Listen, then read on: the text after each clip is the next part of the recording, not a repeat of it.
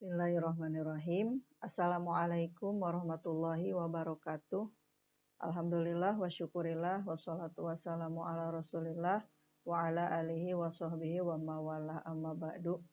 Pertama-tama saya ucapkan terima kasih kepada dosen pengampu mata kuliah Bahasa Indonesia, yaitu Ustazah Lena Sa'yati SPD IM yang telah memberikan kesempatan kepada kami untuk membuat suatu makalah guna memenuhi tugas mata kuliah Bahasa Indonesia, dan makalah kami berjudul Dinamika Bahasa Gaul sebagai Kreativitas Linguistik. Adapun saya sendiri di sini mewakili dari kelompok 4 yang berjumlah 4 orang, yaitu yang pertama saya sendiri, yang kedua Lu'lu Eka Nafisa Putri, yang ketiga Sipa Nurjanah, dan yang keempat adalah Siti Mutmainah.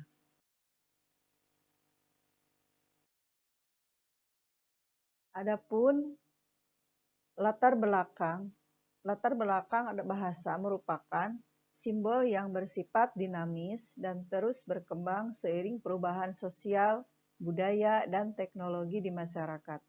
Perkembangan bahasa tidak hanya pada tatanan formal, tetapi juga pada ragam non-formal. Salah satu bentuk perkembangannya adalah munculnya bahasa gaul, yakni variasi bahasa yang umumnya digunakan oleh generasi muda atau dengan istilahnya generasi milenial ya, atau sekarang Gen Z.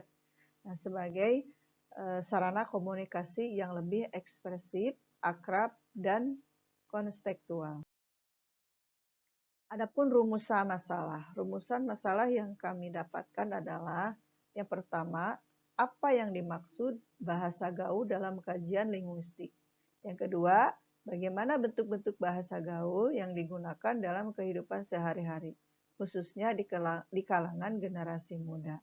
Dan yang ketiga adalah faktor-faktor apa saja yang menunjukkan kreativitas bahasa dalam penggunaan bahasa gaul.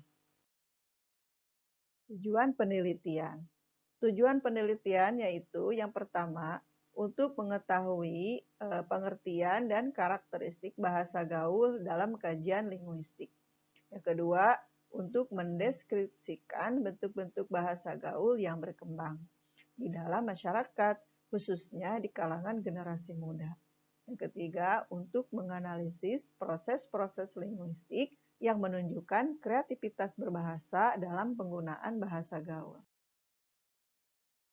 Sekarang kita menginjak kepada pengertian bahasa. Apa itu bahasa?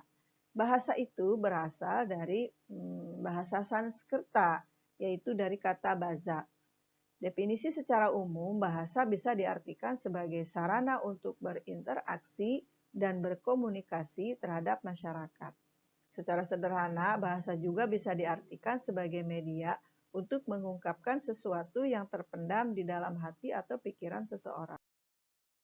Adapun variasi bahasa, yaitu dalam suatu masyarakat tertentu terdapat jenis kesepakatan untuk menandai segala perbedaan yang terdapat pada dua macam variasi bahasa yang bisa dibedakan berdasarkan status pemakaiannya. Yang pertama adalah variasi bahasa tinggi.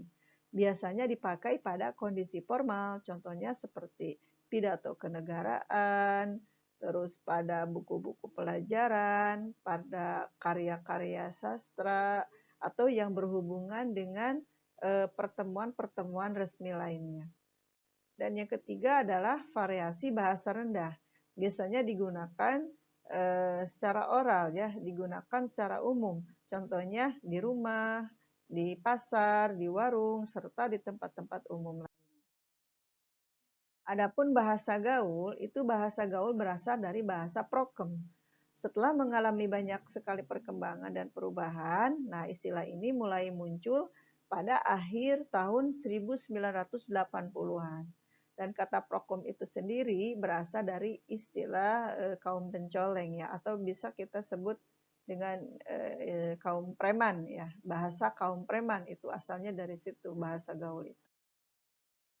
Nah, menurut para ahli, gejala bahasa itu timbul ya karena dari suatu peristiwa yang mengkaji tentang pembentukan sebuah kata atau kalimat dengan serangkaian proses dan pembentukannya. Jadi gejala bahasa itu ada sebab-musababnya.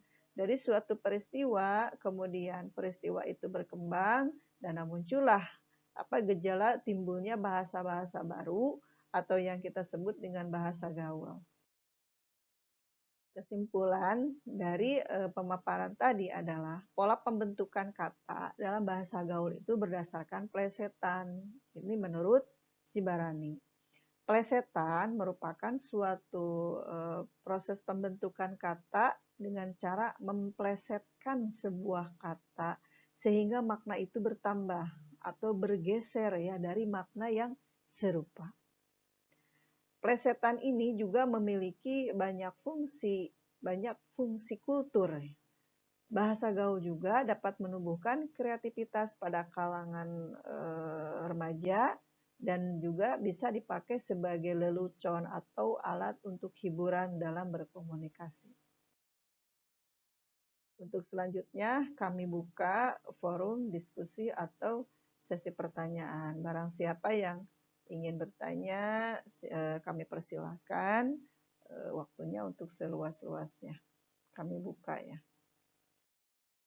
Demikian penyampaian presentasi PowerPoint dari kelompok kami yaitu kelompok 4. Mohon maaf atas segala kekurangannya dan mudah-mudahan pembahasan kali ini bisa memberikan manfaat bagi kita semua. Jazakumullahu khair.